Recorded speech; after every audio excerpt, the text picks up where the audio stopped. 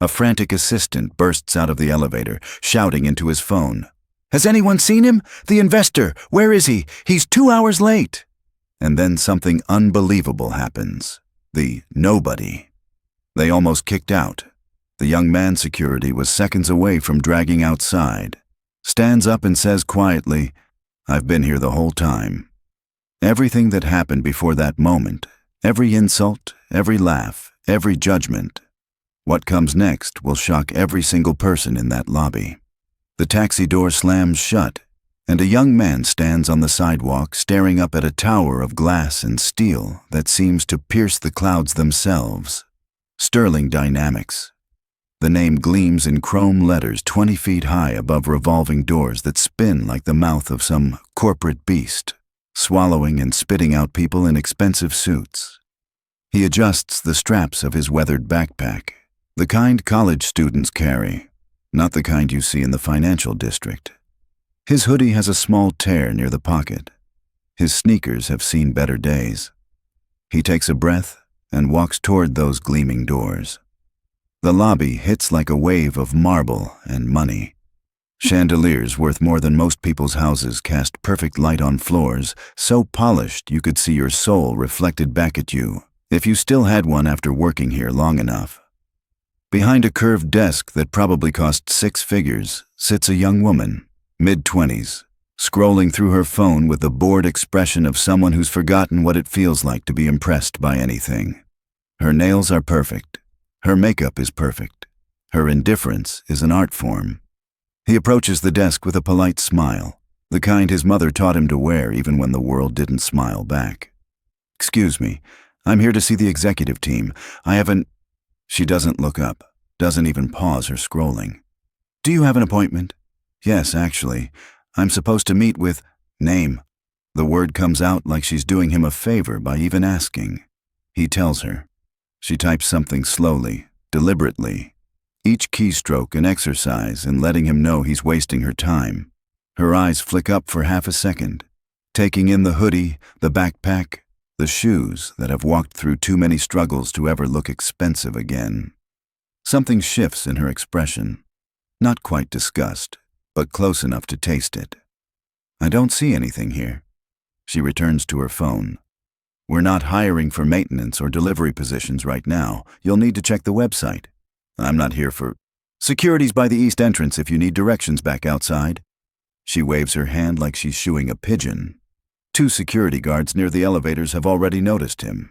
They're not moving yet, but they're watching. One whispers something to the other. They both smile. He's seen those smiles before. His mother used to come home with stories about those smiles. He decides to wait. Takes a seat on a leather chair that probably costs more than 3 months of rent for most people in this city. The guards relax slightly, but they're still watching. Always watching. A man in a suit walks past, gives him the kind of look you give trash that missed the bin. A woman in heels that click like judgments against the marble makes a wide arc around him, as if poverty might be contagious. And then she arrives. The elevator doors open like curtains on a stage, and she steps out trailing perfume that probably costs more per ounce than gold. Tailored suit, designer bag, jewelry that catches the light and throws it back like tiny accusations. She's in her mid-40s but carries herself with the kind of confidence that only comes from years of never hearing the word no, or at least never from anyone who mattered. Her heels announce her authority with every step. People in the lobby straighten instinctively. The receptionist actually looks up from her phone. She's crossing the lobby, eyes fixed on something important, somewhere important, probably about to make someone feel unimportant. And then she sees him, sitting there in his hoodie and his broken-in shoes, looking exactly like someone who doesn't belong in her world. She stops, tilts her head. Her assistant, a thin man with glasses and a tablet, clutched like a shield, nearly collides with her back. "Excuse me." Her voice could cut diamonds. "Are you lost?" He looks up, meets her eyes. "No, ma'am. I'm waiting for a meeting." Something flickers across her face. Amusement, maybe. Or pity. Hard to tell which is worse. "A meeting. Here, at Sterling Dynamics." She says it slowly, like she's explaining reality to a child who still believes in fairy tales. Yes, ma'am. She glances at her assistant, then at the receptionist, then at the guards. A silent conversation happens in those looks, one that says, "Can you believe this? Young man, I don't know who told you that you could just walk in here and—" She waves her hand vaguely at him, at all of him. "But this is a premier investment firm. We deal in millions, sometimes billions. We don't have time for whatever it is you're selling, collecting for, or asking for." "I'm not asking for anything." His voice stays level, calm, like still water that runs deeper than anyone can see. "I'm just waiting." Her smile gets sharper. "Security should have stopped you at the door. This isn't a public library. You can't just loiter here because it's air-conditioned and you have nowhere else to be." She turns to the guards. "Gentlemen, please escort this young man back to the street. Kindly." The guards start moving toward him. The assistant smirks. The receptionist is recording this on her phone now, probably for her Instagram story. Nothing says luxury quite like removing the poor from your vicinity. "Wait." The voice comes from somewhere behind a row of potted plants that probably require their own full-time gardener. Woman in her early 30s steps out, dressed professionally but not expensively. Her suit is off the rack. Her shoes are practical. She carries a stack of folders that mark her as someone who actually works for a living, not just supervises it. There's something in her eyes, a spark of defiance that hasn't been completely crushed yet, though you can tell it's been tested. She walks toward them, and you can feel the shift in the air. The woman in designer everything tenses. "Mrs. Sinclair, I can handle this if—" "Did I ask you to handle anything?" The words come out wrapped in silk, but there's a blade underneath. "No, ma'am. I just thought—" She stops, recalculates, then does something that seems to surprise even herself. She looks at him, really looks at him. Not through him or around him, but at him. "Would you like some water while you wait?" The lobby goes quiet in that specific way that happens right before something breaks. Mrs. Sinclair's smile doesn't reach her eyes. How thoughtful, though I'm not sure what he's waiting for, since he doesn't have an appointment. She turns that smile toward the woman. "And I'm quite sure you have actual work to do, don't you?" "Yes, ma'am. I just thought everyone deserves basic—" "Basic what? Basic respect for walking into a place where he clearly doesn't belong and wasting everyone's time." She laughs, and it sounds like ice cracking. "This is business. This is the real world. We reward winners here. We don't coddle people who refuse to put in the effort to even dress appropriately." The woman with the folders looks at him again, and something passes between them. A recognition. A shared understanding of what it means to be looked through instead of looked at. She sets down her folders on a side table, pulls out a bottle of water from her bag, and hands it to him. "Everyone deserves basic respect," she says quietly, but clearly. Her name badge says Elena Torres, junior analyst. She's been junior for too long. You can see it in the way she carries herself, capable but worn down, competent but overlooked. He takes the water. "Thank you." Mrs. Sinclair's face goes cold. "How noble. I'll remember this moment during your next performance review." She looks at him one more time. "You have 5 minutes to leave, or I'll have you removed for trespassing." Then she turns, heels clicking like a countdown, and disappears into an elevator with her assistant scurrying behind. The guards hover nearby, waiting for those 5 minutes to expire. The receptionist has already gone back to her phone. The lobby returns to its normal rhythm, the rhythm of money and power and people who've never had to wonder if they matter. He sits there sipping water, watching everything. An older man in a janitor's uniform pushes a cart past, stops, and offers him a coffee from a thermos. They talk about family, about sons and daughters working hard to build better lives, about mothers who sacrificed everything. The janitor's name tag says Patel. His hands are weathered from decades of work that people like Mrs. Sinclair never see, never acknowledge, never even think about. 2 hours pass.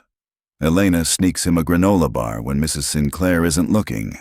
Mr. Patel checks on him twice more. The receptionist ignores him completely while fawning over every expensive suit that walks through those doors. Mrs. Sinclair passes by again, makes another cutting remark about finding a homeless shelter, laughs with her assistant about people who don't understand their place in the world. And he just sits there, watching, remembering, seeing exactly who these people are when they think no one important is watching. Behind closed doors on the 47th floor, in a boardroom overlooking the city like God surveying their kingdom, executives are panicking. Their mysterious billionaire investor, the one who's supposed to save them from bankruptcy, the one who sold his AI company for $8.7 billion and promised them $500 million, is late, very late. And this investor is known for being unconventional, unpredictable, and absolutely ruthless when it comes to judging character. The CEO, a man who built this company from nothing but is now too old and too tired to fight the wolves he let into his house, looks at his watch for the 15th time. Mrs. Sinclair assures everyone that when this boy genius billionaire arrives, she'll charm him completely. She always does. She's never met a man she couldn't manipulate. Back in the lobby, a young assistant in an expensive suit bursts out of the elevator, phone pressed to his ear, panic painted across his face. He's looking around frantically, spinning in circles like he's lost something invaluable. Where is he? He should have been here 2 hours ago. Security, did anyone matching his description come through? Young, casual clothes, probably early 20s? The guards look at each other. The receptionist looks up. Elena looks over from her desk. Mr. Patel stops pushing his cart. And the young man in the worn hoodie and scuffed sneakers stands up, backpack in hand, water bottle gripped in the other. I've been here the whole time. The assistant turns, confused. I'm sorry, who are... Then he looks closer, really looks. His face goes white. The phone nearly slips from his hand. Oh my God. He pulls out his tablet with shaking fingers, brings up a photo, compares it to the face in front of him, once, twice, 3 times, because his brain refuses to process what his eyes are telling him. The receptionist stands up slowly. The guards freeze mid-step. Elena's files slip from her hands and scatter across the marble floor. The young man reaches into his backpack, that old, worn backpack that got him laughed at, and pulls out a sleek phone. A few taps, and he shows the assistant a screen filled with legal documents, identification, authorization codes. I'm Daniel Chen. I believe you've, been waiting for me. The lobby doesn't just go quiet, it goes silent.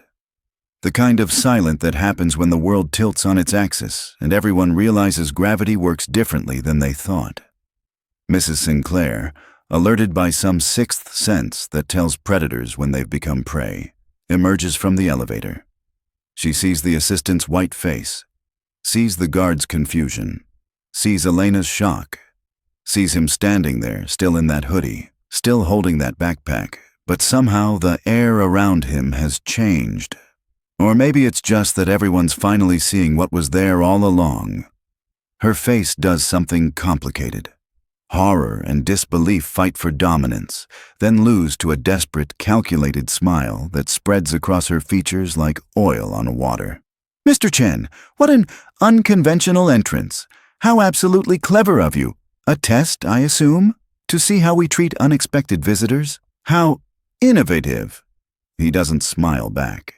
The CEO himself comes rushing down, 60 years old and moving like he's 25 and on fire. Mr. Chen, I apologize for any confusion. We had no idea you'd arrived, if there was any misunderstanding. Oh, there was no misunderstanding.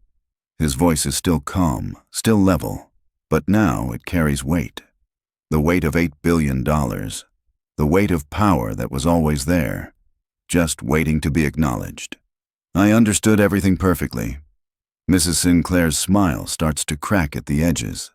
I'd like that meeting now, he says, with everyone.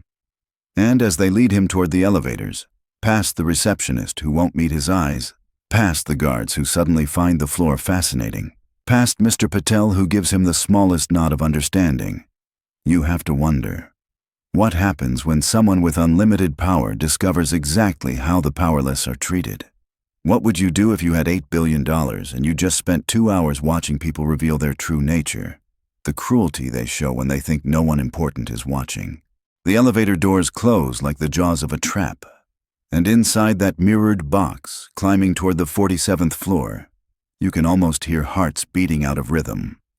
The CEO is sweating through his collar. Mrs. Sinclair has positioned herself strategically, angled so her best side faces him, that calculated smile still plastered on like armor she desperately hopes will protect her from what's coming. Her assistant stands in the corner, practically vibrating with anxiety.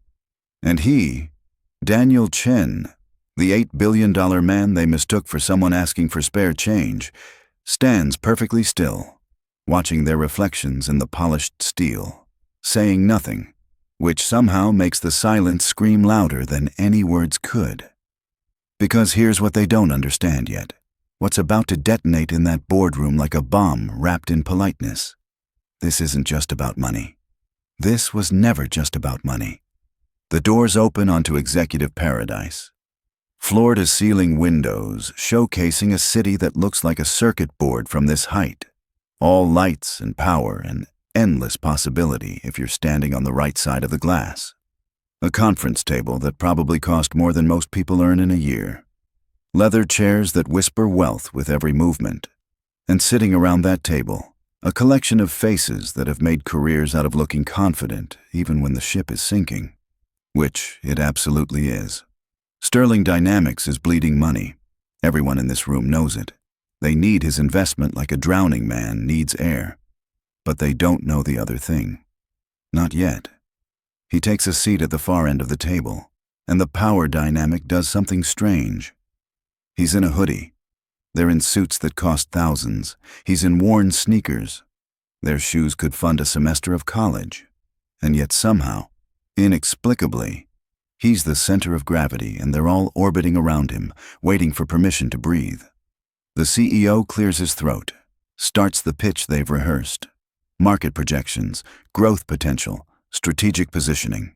All the words that sound impressive in boardrooms but mean nothing in the real world, where his mother used to mop these floors for minimum wage, while her body was eating itself from the inside because she couldn't afford the medication that might have saved her. But he doesn't interrupt. He listens, takes notes on his phone, nods occasionally, asks questions that seem simple but aren't. Tell me about your company culture, and how do you measure employee satisfaction? And the most dangerous question of all, who makes decisions about promotions here? Mrs. Sinclair leans forward, seizing what she thinks is an opportunity. She's run damage control operations before.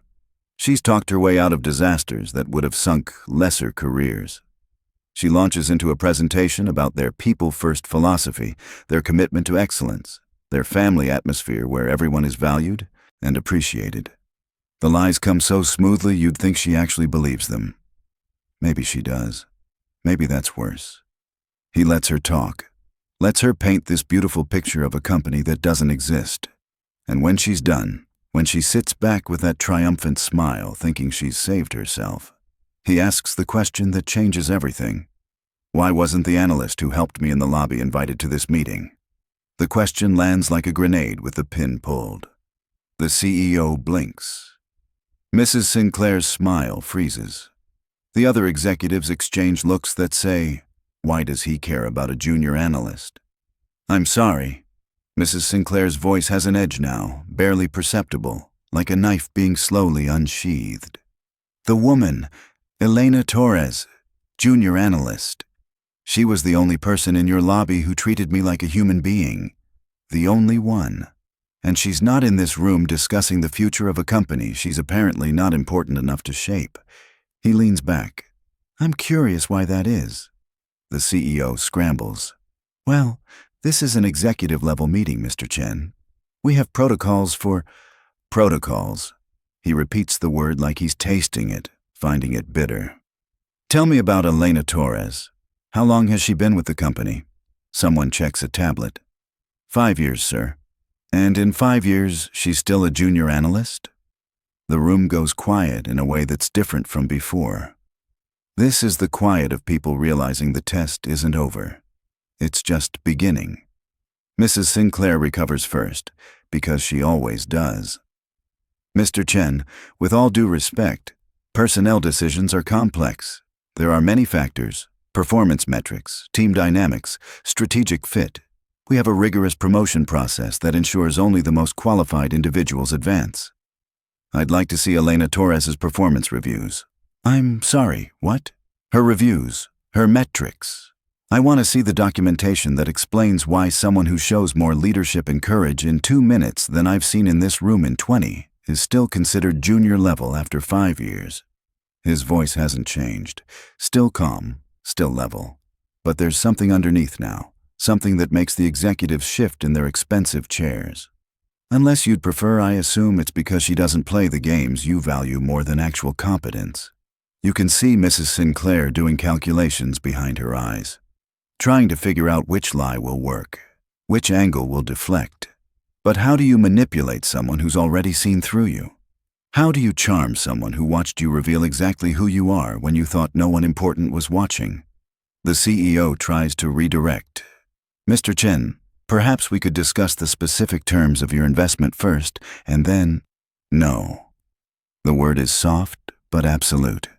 Here's what's going to happen. I want full access to your HR records. Every performance review, every promotion decision, every employee satisfaction survey you've ever conducted, including the ones you buried because the results were too honest. I want anonymous testimonials from your staff about what it's actually like to work here.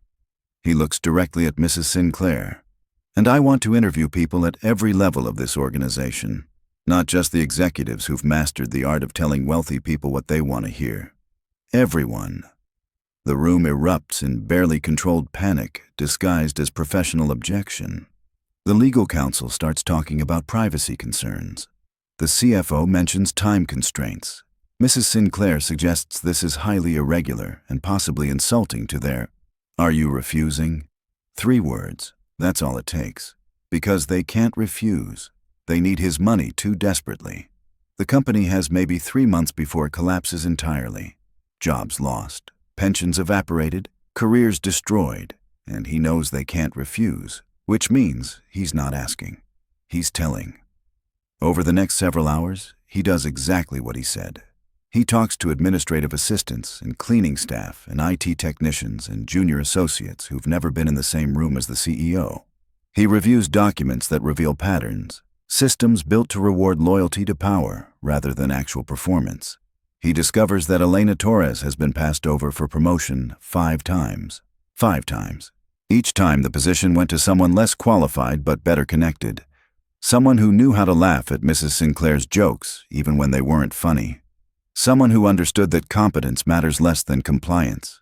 He finds out that Mr. Patel, the janitor who offered him coffee, hasn't received a raise in 8 years despite inflation, despite cost of living increases, despite the fact that he arrives an hour early and stays an hour late, because he takes pride in his work in a way that people who've never had to fight for dignity might not understand.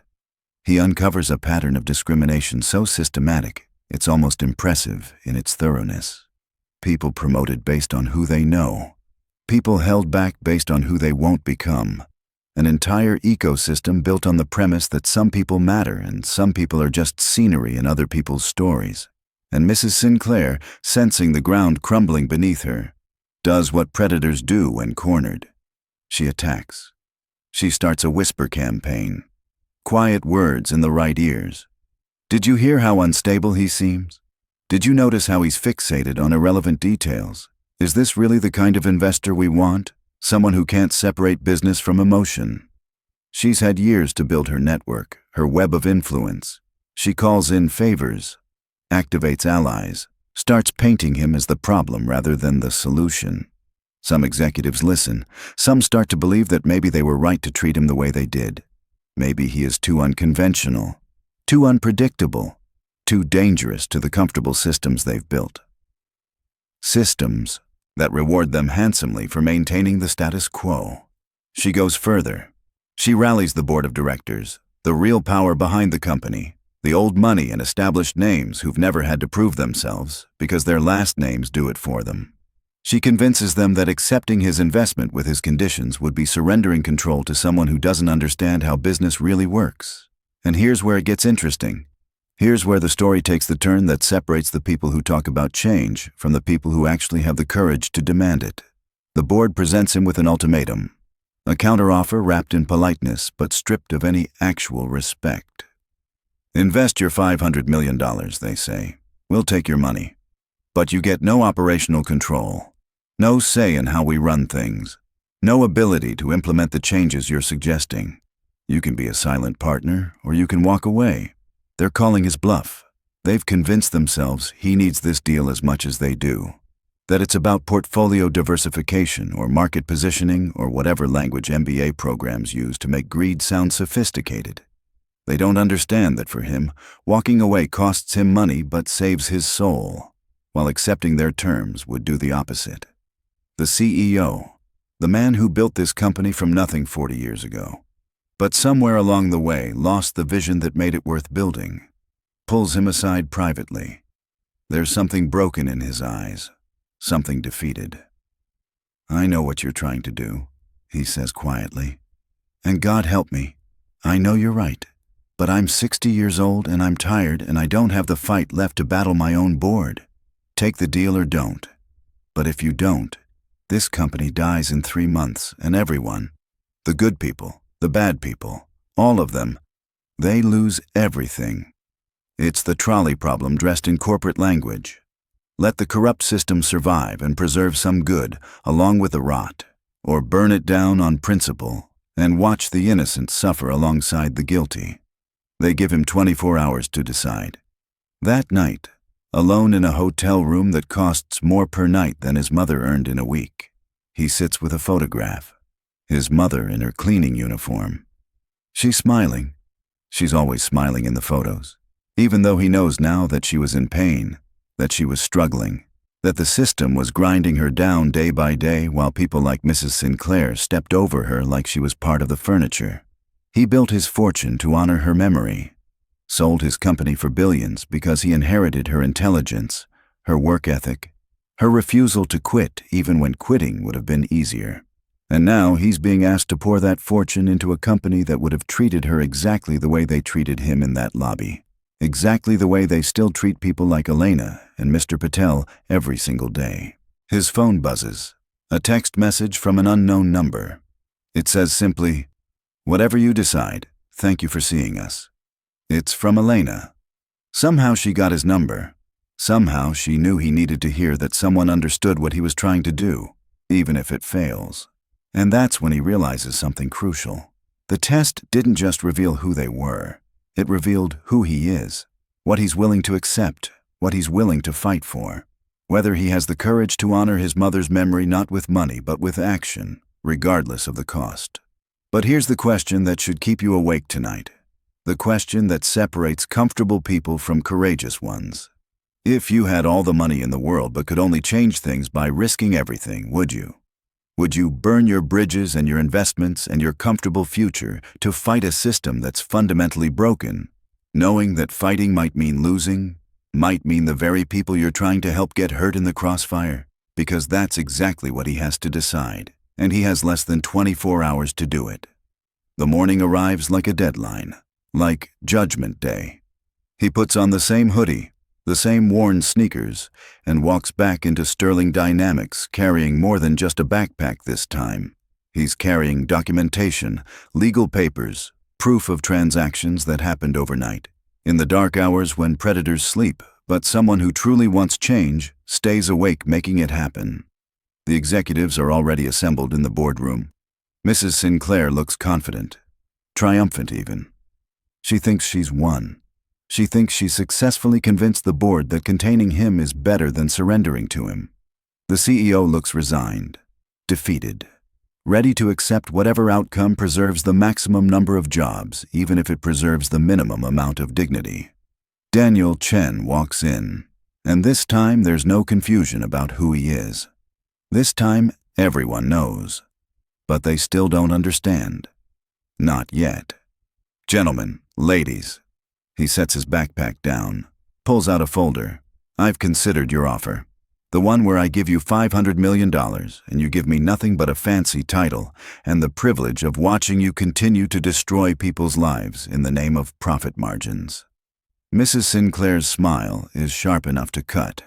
Mr. Chen, if you're not interested in a professional business arrangement, I'm not interested in your business arrangement. I'm interested in a different one. He slides documents across the table. Last night, I purchased the outstanding shares of 3 board members. Cost me considerably more than I planned to spend, but worth every penny. Added to the shares I'm acquiring with my initial investment, that gives me 51% ownership and majority voting rights. The room goes still. Not quiet. Still. Like time itself has stopped to witness what happens next.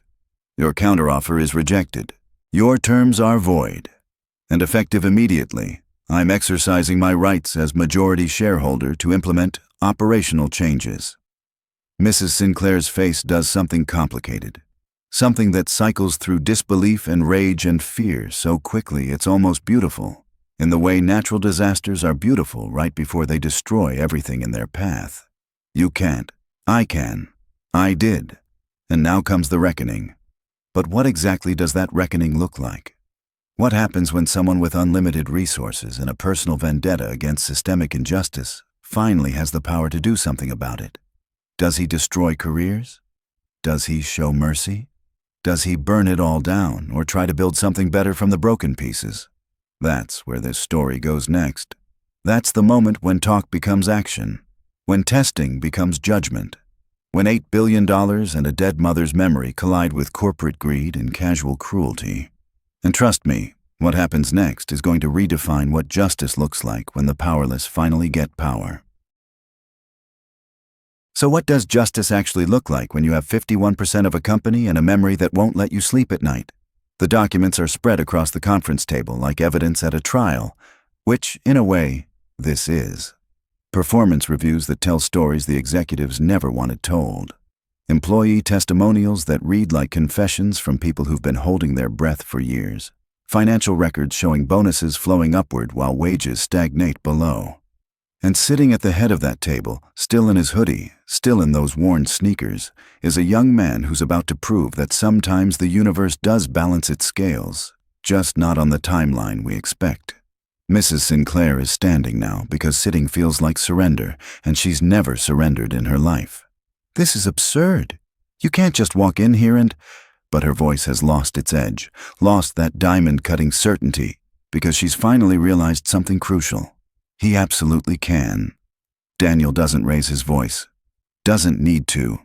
Victoria Sinclair, Senior Vice President of Operations, 15 years with this company, architect of a systematic culture of discrimination and harassment that's cost this organization not just talent, but its soul. He slides a document toward her. You're terminated, effective immediately. Security will escort you out. You have 1 hour to collect your personal belongings. The color drains from her face like someone pulled a plug. You can't do this. I have contracts. I have protections. I'll sue you for everything. And then she stops because she sees something in his eyes. Not anger. Worse. Indifference. The same indifference she showed him in that lobby. The same indifference she's shown countless others who she deemed beneath her notice. Sue me, he says simply. I have $8 billion and the best lawyers money can buy. You have a pattern of documented abuse and a severance package that's generous considering you don't deserve one. He nods to security. 2 men who used to take orders from her now escort her toward the door. She's shouting something about this being illegal, about calling her lawyers, about making him regret this, but the words fade as the elevator doors close, and suddenly she's just gone, removed from the story she thought she was writing like a chapter that never mattered. Her assistant Marcus is next, along with 2 other executives who participated in the lobby incident, who laughed, who treated human dignity like it was something optional, something reserved for people who could afford the right clothes. They're all terminated, all escorted out. The boardroom that started the day full of confident predators is suddenly looking sparse, suddenly looking afraid. But here's where it gets interesting, where justice reveals itself to be more complex than simple revenge. Because he could burn it all down, could fire everyone who ever looked past someone who needed help, could salt the earth and walk away feeling righteous. But that's not what his mother would have done. She believed in second chances.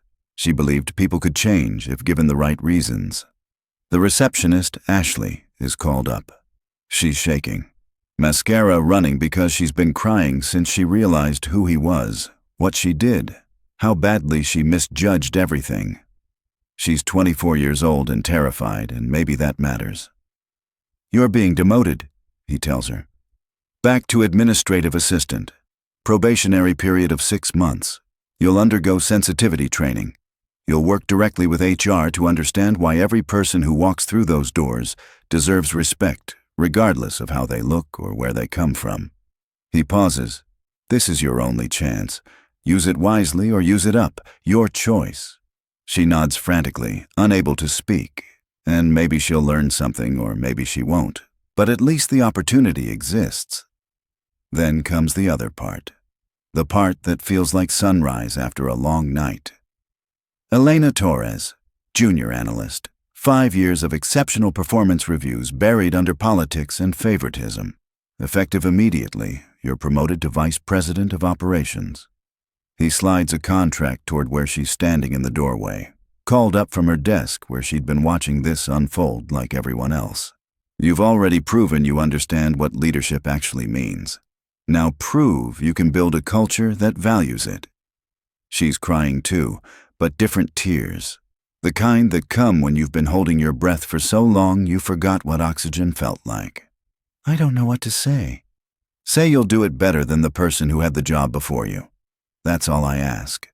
Mr. Patel is offered a choice. Early retirement with full pension and health care for life, or promotion to facilities director with a salary that finally matches his value, his dignity, his decades of showing up every day and taking pride in work that people like Mrs. Sinclair never even noticed.